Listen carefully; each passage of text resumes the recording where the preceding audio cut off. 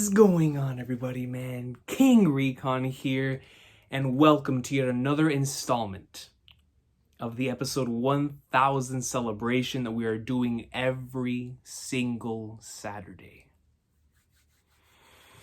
Y'all see the title. Y'all see the thumbnail. Get them ready.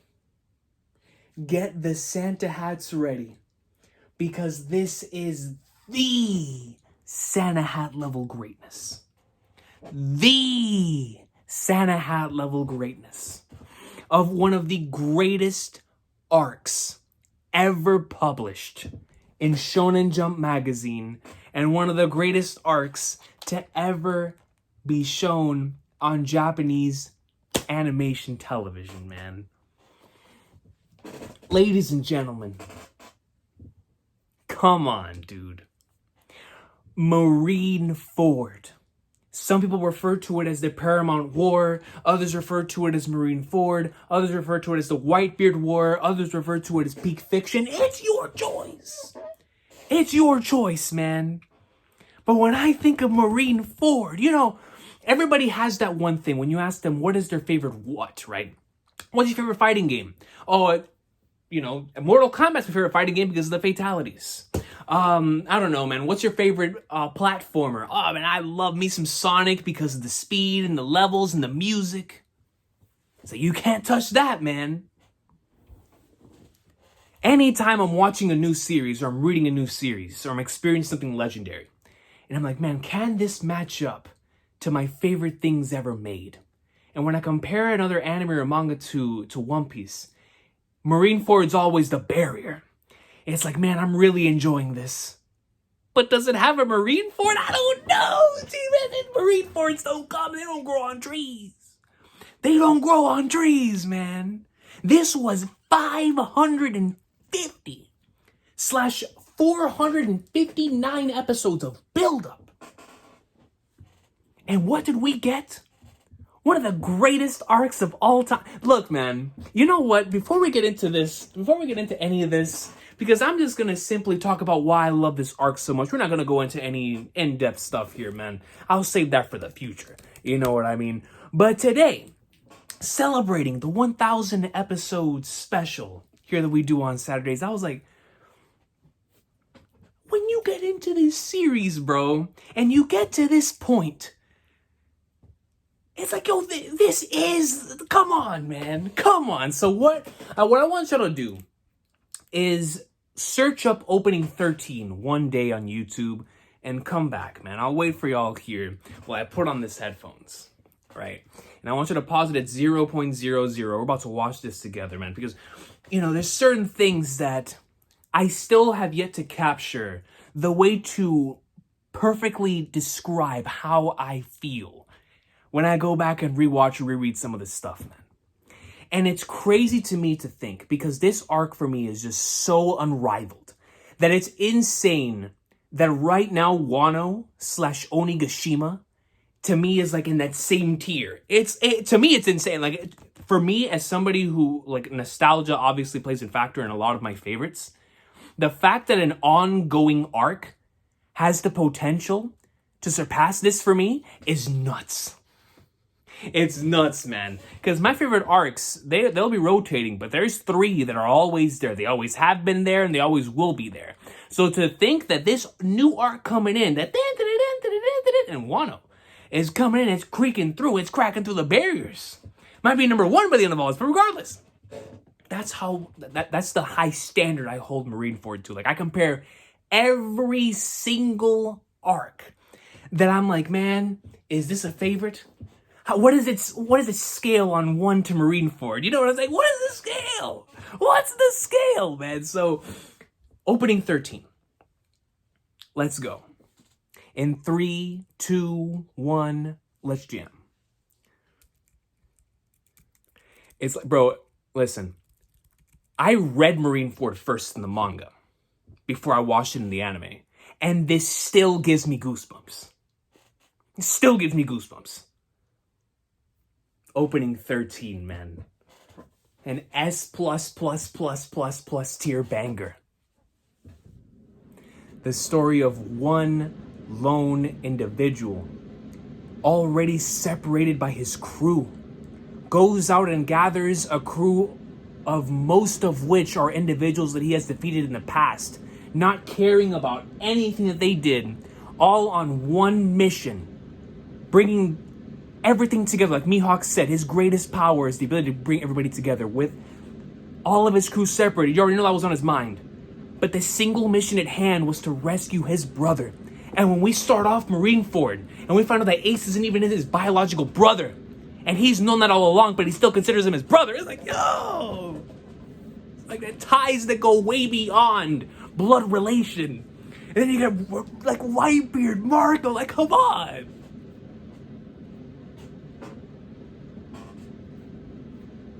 Shanks, bro, Shanks! Crocodile, the comedy with Mr. 3 and Buggy. Jinbei forever was goated after this arc, and everything that after, just solidified his greatness. But he did so much for Luffy here, bro. And so did Ivanka, man, and like Flagnards, dude. It's like when you're presented with this promise and the payoff is billion times better than all expectations, it's like, bruh. The culmination of the entirety of pre-time skip. Look at this, man. These are the individuals, bro. Like, it was so exciting seeing Dofi, Moria, Mihawk, Hancock, like, all of these individuals we've known throughout the entire course of the series, all building up on the Marine side with the Shichibukai, and they're all in one place? Like, and this extremely emotional part right here too, man. Goated, man. I mean, what? Come on, man. It's one day. It's one day. And it's like, bro, this arc for me only gets better with time. Like, I remember when I first finished watching Stampede in the theaters. The only thing I could compare it to was Marineford. In terms of, one of the things that makes that arc so special is you finally get to see all of these characters from this amazing cast interacting with each other. Seeing, like, Dofi and Crocodile interacting. The interactions with, like, Buggy and Shanks finally in that arc, or, like, Buggy and Whitebeard talking to, Kizaru or Aokiji or Akainu, and it's like, dude, the way that Whitebeard talks with Luffy is like, Kozo! Like, all these amazing interactions, man, from these characters that we continue to see throughout the arcs, and to see them all together in one place. Race against time to get our boy Ace, and it's like, man, dude. And honestly, with the recent increase in a lot of individuals reacting to One Piece, from Uzumaki Khan to Alana Shuri to Super Mecha Frieza to Hebo and all these wonderful reactors, like RTTV just recently reached Marineford, and Kamilanga, a Spanish reactor, just recently went through all that stuff too. And it's like, these individuals that give me the opportunity to re-experience this legendary saga once again, and to see it through other people's eyes. Like, I still, every once in a while, go on YouTube and just search up, like, Shanks arrives in Marineford reactions, and I watch other people reacting to this legendary moment, because it's like, bro, Luffy fighting 3 admirals. Like, these are legendary moments that you wish you could have experienced with others, and now because of YouTube, you have the opportunity to go back and re-experience it with other people and see it. And the way that somebody else would see it. Like, for me, I love that kind of stuff, man. I love seeing how others feel about something that I really love. And when it comes to this arc, that every single episode is reaction worthy. Every single episode of Marineford is reaction worthy. And it's like, man, following journeys and following adventures through this arc has just, like, tripled my appreciation for what I already thought was a magnum opus of this man Oda. Like, I already thought it was just the peak of the peak, the creme de la creme, you know what I'm saying? Like, yo, everybody has their legendary stuff. And like I said, that's what makes me just flabbergasted, just shocked when I actually come on here and record every single Friday and Saturday for the chapters and episodes, and I'm like, sweet mother of Flagnards, I think I might actually like Wano as much as like Marineford, and that, to me, that's almost impossible. It's crazy, right? But just, man, what a spectacular arc, dude. And like I said, I'm so happy that individuals have been catching up to the series, and every time somebody gets to it, like recently, Murphy did a video on Marineford, and it just reminded me, like, man, love this arc, dude. And any chance that I get to re-experience this saga, the Paramount War saga, is just nothing better, you know what I mean? Like that, and like the final stretch of Gintama, like there's certain stretches that you just have to experience first. Like I cannot come on here, at least I don't have the skill set yet to properly convey how those arcs make me feel on the inside. And so when that day comes, I'll make a video, right, on what those two sagas, you know, from the final 4 arcs of Gintama and the Paramount War saga, and even now with the Yonko saga, right, in One Piece, like there's just certain stretches that are just so special. And this is the climax, this is the culmination of that entire saga and all of post-time skip coming in here, man. And like I said, to see the character interactions, the clashes, I mean, it has everything from hype to amazing dialogue to extremely emotional moments. And I'm not even talking about just the deaths, man. I mean, the deaths are already some of the most iconic stuff in the entire series, right? And Shanks arriving, Blackbeard coming in and interrupting the Royal Rumble. He's the Money in the Bank winner. I mean, the dude, he's just flexing at all times. But even in the midst of all of that little stuff, small scenes within these episodes, like Garp talking to Ace. Oh, man, that scene will never, ever, ever stop hitting, bro. Every time I go back, it hits me even harder with context. And it's like, man, you know, Garp talking to Ace about like, man, I have sympathy for I have no sympathy for criminals, but for my family, I do, dog. Like, that hits, and he starts choking. Oh, come on. Like, man, you know how bad Garp wants to save him, bro. That's his boy. He raised him. Not only is he the son of Roger, somebody that he respected and loved so much, but he now treats him as his own grandchild. And it's like, man, I love this kid, and I'm seeing him go, I don't want this to happen. And then when he explains it to him, and it just hits you because you realize the internal conflict, the internal struggle that Garp is going through. And it's like, man, moments like that, Ace, you know, truly coming to accept the fact that people out there love him for who he is, and that he does deserve to live, man. He does deserve to be an individual worthy of happiness. He does deserve to be happy, and you get his flashbacks from his origin story with Portgas D. Roge, and then of course with him joining on Whitebeard's ship, which has been further like expanded upon in the Boichi manga chapters that he's releasing that are fantastic for the Ace novel. And even just the regular Ace novel is really good, but the way the Boichi just brings it to life is phenomenal, man. Just really, really good stuff. And stuff like Little Oars Jr., bro. Yo, Little Oars Jr., that's a ride and die, bro. If I ever catch Little Oars Jr. on the street, that's my boy. Yeah, that's Little Oars Jr., man. Like, come on. Yo, that is like do you talk about ride and die dudes? Like, yo, one of them, of course, is Zoro. That's like the ride and die dude. Whitebeard riding and dying for any of his family, right? But you want to talk about this man, Little Oars Jr. You want to talk about somebody with will. Somebody that's willing to go in and do anything possible. Bro, the hats, man. You going back and think about the hat. Like, yo, but, you know, of course, foreshadowing for Wano. But all that aside, just the emotions like, Ace, man, you and me, bro. That's my boy. I'll do anything to get my dog back. You just love that, man. You love how it's not only Luffy that is going through so much just to get him back, right? It's not just him. It's a collective mission between individuals that have never met each other. You know, finally, all this massive amounts of individuals coming together for this one purpose, this one mission. All of them with a connection to the son of the King of the Pirates. Some of them who don't give a flying flatters about that title, and the other side, which that is the main reason why they are doing this. Right, and there's so many moments that we still talk about to this day, like Dragon no Musco. What does that mean for Akainu and his backstory with Dragon?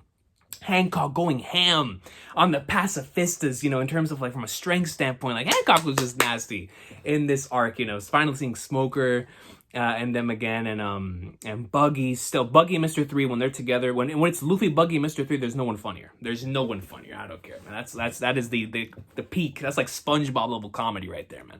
And so when you have all these things that we still talk about to this day, like Luffy versus the 3 Admirals, and I look forward to seeing that scene done again, except now it's Luffy actually able to throw down with the admirals, and he's like, yo, an emperor. Now he's gonna be like Whitebeard walking up in there, son, against 3 admirals. Like, come on, it's gonna be so filthy. And of course, I'm somebody who respects the admirals as being right up there with the Yonkos. So of course, Luffy's gonna walk up in there, and he's gonna need Zoro and Sanji with him in order to throw down with the Yonkos. I mean, there's no way he's fighting all 3 admirals by himself. But like, what I'm saying is a representation of that scene, a representation of like, yo, Luffy popping up, be like, hey man, I'm that dude now. Back then, I was just a squirt. I was holding that wooden thing. Shout out to my boy Jinbei, who managed to go like,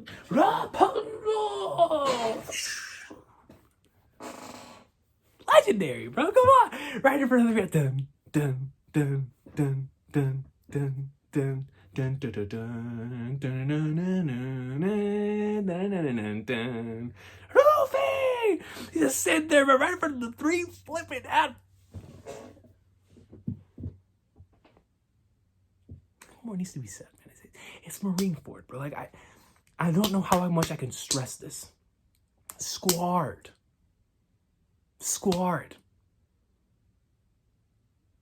Squardo, man. That scene when Whitebeard hits every single time. So that's when you knew Whitebeard was truly that dude. He was betrayed by his own son, a confused son. And he said, I don't care, man. I'm accepting him as my own. A foolish son is still my son. It's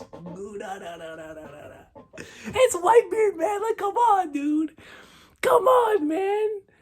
And it's like, yo, finally seeing Mihawk in action was so good, man. It just felt so right, finally being able to see Mihawk go in, getting some more insight into Doflamingo. He delivers one of the best speeches in the series about what justice is, and this was coming directly after my Modern Warfare 2 Prime. So I loved the Modern Warfare 2 campaign, which one of its main themes was about history and how it was ruled and written by the victors. And so when you get this speech by Doflamingo, I was like, holy flagnards. Like, yo, we're injecting some heat, some truth. We're injecting some truth here. And it just fit his character, and I loved it. I loved every second of that, of his quotes, you know, of just the way that we got to see Dofi's personality throughout the arc and whatnot. It was so nice. Crocodiles, to this day, man, so much mystery to his character, but just to see how he interacted with other people just further levels the intrigue. Like, everyone like respects him from that era. Like, oh man, like, you Crocodile. You know, when Whitebeard was put, I mean, you know, he still would rock him 100%, but he gotta put some respect. Like, oh, Crocodile, like, what's good, man? And I just love stuff like that, man. And of course, with like the major scenes, right, in volume 59, one of the greatest manga volumes ever, man. I mean, dude, Ace's death, without question, one of probably the most impactful anime death to not only the entire series, but to put something on the map. You know, like, to this day, we're still seeing, like, when we're talking about in context within the series, this is something that still hits the characters. We have seen the impacts of this within Wano. To relay from, you know, not many spoilers. I know there's people that watch these videos that aren't caught up. But for stuff that's still relevant within Wano, and when we see the impacts that this death has had on characters later on in the series, from our main cast and around the world, and it's something that's still, and then in our life and in reality, this was huge, man. Like, I always joke around about this, but I'm being dead serious. There's some people that only know One Piece as the series where Ace dies. I'm not joking. I'm being dead serious. Like, that's just how huge that moment was at the time, and still is. And it's just like, man, one of the most impactful moments ever. And the thing is, it's the way that Oda did it. Because I've heard from many different people who already knew that Ace was going to die going into Marineford, and that still didn't take away from it because of the way that Oda executed it, because they didn't know how it was going to happen. And so when they had that incredible moment, one of my favorite hype and just wholesome and amazing moments, man. The anime did it so well. When Ace is freed and Luffy and Ace are together and they're I love that scene so much. But it's scenes like that whenever he actually does fall, it makes it hit extremely hard. Because, like, man, you were freed. We could have left. But it's because you stayed true to your character and true to who you are. You stayed true to your pops. things happened the way they did, man. And that final speech will always hit extremely hard. Without question, one of the most emotional moments, not only just in this series, but in all of anime for me, man. And Blackbeard coming in, y'all know how I feel about Blackbeard. And just him rolling up and taking full control of the situation, you know, coming in from all these individuals and impelled down, and it was just crazy, man. And then Whitebeard's death, still to this day, one of my favorite chapters in the entire series. The legendary chapter 576. I love that chapter so much, y'all, that back in the day on the old channel when One Piece was on break, on some weeks I would just go back and reread that chapter on camera. Like, just screw it, man. Why not? You know, it's One Piece chapter 576, man. I mean, we go back to, you know, shout out to King of Lightning with the Jitsu Zai Suro, you know, the legendary final words. But we still look back on the chapter with like Roger and Whitebeard's final meeting. You know, what is will it do? Whitebeard stating what he did about the One Piece does exist when that thing is found. It'll turn the world upside down, basically, and the whole world government and the entire world will be at war when the One Piece is found. Like, all those things that we still think about and we still talk about to this day in regards to the end game of the story and whatnot. Just the way that he went down, it's one of the most epic deaths ever, and just period, right? It's just epic, man. And you have Blackbeard coming in, the mystery of how in the world was he able to, like, what did he do under that curtain? How did he grab Whitebeard's fruit? You know, how was he able to have two? You know, there's so many questions. It was at a power high, just going in, and then finishing off the arc with Kobe's speech, which is so huge when you go back to the beginning of the series and how it led up until that point. And then Shanks coming in. I just talked about favorite arc endings last week and how that's one of my favorite arc endings in the series. Shanks coming in is like the Santa Hat level moment, man. Like, those are those once in a lifetime moments that just catch you off guard. Like, you're like, what? Shanks? Yeah, it's so good. It never fails to get me hyped up. And I think the anime did a marvelous job in adding those little in-canon filler sequences with Shanks having the conversation with Blackbeard's crew and those moments there. Those were anime only, and they were spectacular, man. Spectacular. And I love those. Anytime I look back at and I think about the future and how hyped I am for Shanks versus Blackbeard, I always think back to that moment in Marineford. You know, Shanks comes in and he declares, like, yo, the war is over. And Sengoku's like, yo, pack him up. We're out of here. You know, the bed and Beckman and all that stuff, man. It's just... It's meme worthy. It's stuff we've talked about to death, but I just never get tired of it because it's one of the most awesome moments in the series, man. And one of those moments that when I get somebody into One Piece, I'm like, I hope they like it enough to where they can get to that stretch, to where they can get to that stretch in Marineford where all that stuff is popping off, and you get those back to back GOAT level moments. You know what I mean? And it's just so beautiful, man. I love this arc. I always will. And I remember there was this one AMV that I used to go, one of my best friends who fell off One Piece for a while after Fishman Island and Punk Hazard. He wasn't really vibing with it.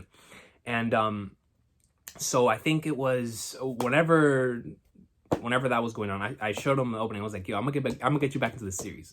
And I showed him opening 14 and Fight Together, of course.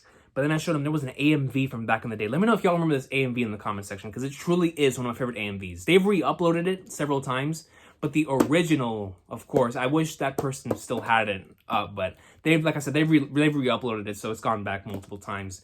But back in the day, that was the AMV, man. And that is the This Is War Marineford AMV. I have rewatched that thing over 1 million times, man.